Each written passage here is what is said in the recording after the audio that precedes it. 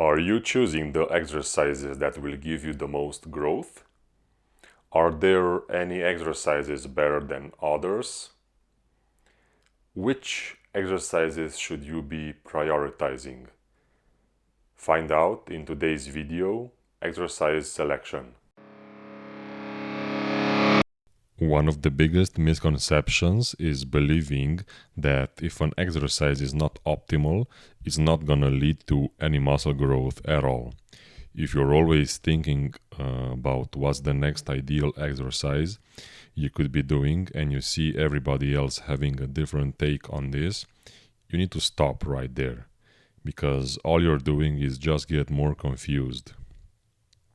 So what are the right exercises for you? To put it as simple as possible, our muscles don't recognize specific exercises that we are doing, but all it recognizes is stress and creating the adaptations. Basically, this means there are no magical exercises for hypertrophy training, and thus all exercises can be effective.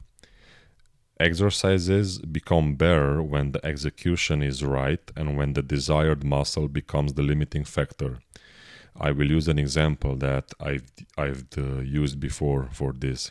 So if you're doing pull-ups and your grip starts to fatigue, that's what the limiting factor is going to be, and not your lats. And that's going to be pretty bad because you're not even remotely close to muscular failure. A quick fix would be just to use straps. You should be doing exercises that put the muscle into both a lengthened position and a shortened position for the maximum effect.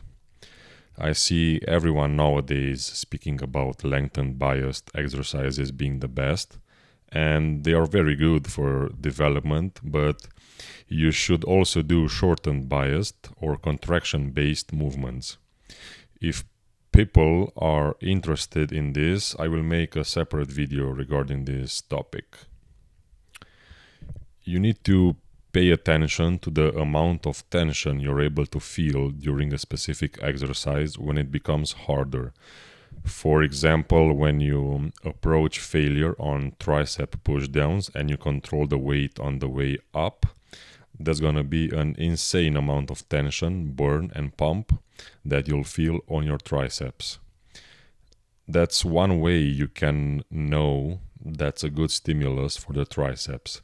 Even though I personally believe the burn and the pump are not as important, I still think it can help some of you to connect better with your muscles and the exercises that you're performing. Another important factor to consider is choosing the exercises that don't hurt your joints. This is usually happening because the specific exercise doesn't work well with your anthropometry and it needs some modifications to make it work. Or a better idea would be to just completely replace it with something else. Or it might be just a rep range problem. If you try to do lateral raises on a 5 rep range, that might not be optimal and it might hurt your shoulders. So I suggest to better stick with higher rep ranges like 12 to 20. It's a good idea to try new exercises to see how they work for you, but if you have some old exercises that you are doing all the time and they just seem to work great, I would say keep those in your program. For example, I've been doing dumbbell press for most of my lifting career and they still provide excellent stimulus for my chest, so I'm gonna keep doing them. Now, stimulus to fatigue ratio. From a stimulus standpoint, we want to achieve the best hypertrophic response possible that will lead to the most amount of growth. Doing exercises that cause big disruption in your muscle and have lots of tension and that make you feel your muscle very exhausted are the ones you should be doing in the first place. If we speak about fatigue, we need to consider joint stress, which refers to how much our joints can handle before experiencing pain, and this is definitely not infinite. So Different exercises will place different amounts of stress on our joints, so it's a good idea to select exercises that have the least joint stress. There's also fatigue in a form of central nervous system, which can't be avoided completely, but we should still try to manage it the best way we can. So your best bet is choosing exercises with the best stimulus to fatigue ratio, and also the exercises that you enjoy doing the most to prevent psychological fatigue. For example, choosing an exercise that you can make progress with weekly and allows you to add weight on the bar pretty regularly, and also you feel that you can drive hard during a set and enjoy it, that's probably gonna be a great exercise to do, and it will 100% grow your muscle. Now let's speak a bit about tension curves. Even though some exercises can even out tension curves, in reality it's gonna be almost impossible to have equal stress through the entire range of motion because of the variability of each muscle group and movement pattern. We can improve the tension curves using specific exercises. A good example is the dumbbell lateral raises, which is going to be easier at the start of the lift when your arms are basically resting against gravity, and they become harder at the end of the lift when your arms are parallel to the ground. The problem is that in order to maintain strict form, we need to use lighter weight, but there will be minimum muscle tension at the beginning of the movement and more tension at the end of the lift. In contrast, if we use a heavier load, we will not be able to perform full range of motion reps. So it would be a good idea to choose different exercises that will provide more even stress throughout the entire range of motion on the shoulders, like a cable lateral raise. Range of motion. It is generally better to select exercises that take the muscle through a larger range of motion because this leads to more muscle growth. Training a muscle at longer lengths will result in great muscle growth as well. Compound versus isolation lifts. Shortly, we need to be doing both compound and isolation lifts in order to promote the best muscle growth possible. Compound movements will involve multiple muscles and joints, therefore usually they are more efficient and will allow to train a multitude of muscles with fewer exercises. They are also more fatiguing than isolation exercises, and since multiple muscles are targeted during a compound exercise, there's the risk that the targeted muscle will not be the limiting factor during a set. Also, performance can be hindered even by having not so good cardio. Now, a couple of examples for compound lifts. For legs, squat variations like barbell back squats, front squats, Zercher squats, hack squats, pendulum squats, pistol squats. Deadlift variations, barbell deadlift, Romanian deadlift, sumo deadlift, stiff-legged deadlift, deficit deadlift, trap bar deadlift, under the knee block pulls or rack pulls, pause deadlifts, back extensions.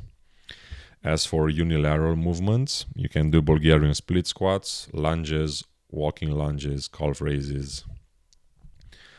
Other exercises are hip thrusts, back hyperextensions, leg presses, good mornings, and so on. For upper body, for horizontal pressing, barbell bench, dumbbell bench, incline barbell or dumbbell bench, reverse grip bench, push-ups, ring push-ups, Smith machine press. You can even do dips. For vertical pressing, barbell or dumbbell, Arnold press, sandbag press, stone press. Those can be good if you're into strongman training. Kettlebell press, handstand push-ups. For horizontal pulling, barbell or dumbbell rows, chest supported rows, inverted rows, machine rows, cable rows, T-bar rows, seated rows, seal rows, and ring inverted rows. For vertical pulling, pull-ups, chin-ups, lat pull-downs, neutral grip pull-downs, weighted pull-ups, neutral grip pull-ups, assisted pull-ups, band pull-ups, machine assisted pull-ups, one arm cable pull-downs, standing pullovers. On the other hand, isolation exercises only target a single muscle and use a single joint, so it will be easier to have the targeted muscle to be the limiting factor. They are also less fatiguing from a CNS point of view and also less joint stress. In contrast to compound movements, isolation lifts will be less time efficient because there's a single muscle being trained in a given time. A couple of great isolation exercises for lower body: leg extensions, leg curls, sissy squats, Nordic curl, reverse Nordic curl, calf raises. For upper body, posterior delt flies, reverse pec deck, face pulls, lateral raises, cable lateral raises, lying down lateral raises, front raises, incline dumbbell flies, cable crossover, pec deck, overhead tricep extensions, crossover tricep extensions, dual rope pushdowns, tricep pushdowns, dumbbell or barbell skull crushers, cable kickbacks, barbell curls, cable curls, dumbbell curls, hammer curls, preacher curls, easy bar curls, pronated easy bar curls, spider curls, pelican curls, hanging leg raises on the bench, decline leg raises, weighted sit-ups, decline weighted sit-ups, wrist curls, wrist extensions, and shrugs. Now let's speak a bit about having enough variety. Implementing different exercises, usually more than one, for the same muscle group will lead to a more complete and uniform development of the muscle in time. As general advice, I suggest implementing at least 2 different exercises for the same muscle group per week. If you spread the total volume between a multitude of exercises instead of doing just one exercise, it will also help with overuse injuries, since you're doing many different exercises, and this will keep you interested in training and make your workouts more interesting overall. You can look out the conjugate training method. About joint pain, while this topic is very complex and individual for each exercise and person, what you should do is to pay attention how you feel when performing different exercises and adjust accordingly. Either pay more attention to your technique or simply replace the exercise with something that doesn't cause joint problems and trains the same muscle. For example, doing dips might cause shoulder pain to some people, so it's better to simply replace it with other exercises like dumbbell bench press, overhead press, barbell bench, and see how they can work for you. Implement exercises that feel good and comfortable when performed, or experiment with different techniques and modifications for a specific exercise to make it more suitable for you. I have a couple of recommendations for beginners. For having long-term results, I think the best is to focus on compound movements, including bodyweight exercises. This will provide postural and muscular strength and size. They will build up your injury resilience. exercises like pull-ups, rows, vertical press, horizontal press, squats, lunges, deadlifts, and so on. Some isolation exercises can be included, and also machines can be used. For intermediates, I think your best bet is to do exercises that you enjoy without worrying too much about the effectiveness, but generally pick exercises that make the desired muscle the limiting factor. So it's going to be a bit more specific than beginners. Pick exercises that you can make good progress on based on your previous experience with them. Pick exercises that have great stimulus to fatigue ratio and those that do not mess up your joints. It's a good time to start experimenting with different exercises and see which ones you like and work the best, just to keep you active and training. It's a good time to start training for your weaknesses and start prioritizing different muscle groups based on what you want to achieve. And once you get more advanced and you've been training long enough, you'll have a couple of exercises for each muscle group that you do, and you know that work great for you. So what are the key takeaways? Choose the exercises that have the best stimulus to fatigue ratio. Don't do exercises that cause joint pain. There is a high number of exercises from which you can choose, and there's no reason to do something that causes pain. Try not to hop on the so-called optimal exercises blindly, because you might be losing on potential gains. Be analytic and observe how they feel and what they do for you. On the other side, there is minimalism, and this can be pretty bad because you might be missing out on a lot of great exercises that you didn't even try because you just want to stick to what your favorite YouTuber said. It's the best, and that's all you need. There's no such thing as standardizing exercise selection for everybody. There's also paralysis by analysis, when all you do is look for new optimized exercises that will get you the magical gains. Stop wasting your time looking for magical exercises and start lifting more consistently for months or years. And at a certain point, you will figure out what changes need to be done. Make sure you have good technique and proximity to failure before labeling an exercise useless or ineffective.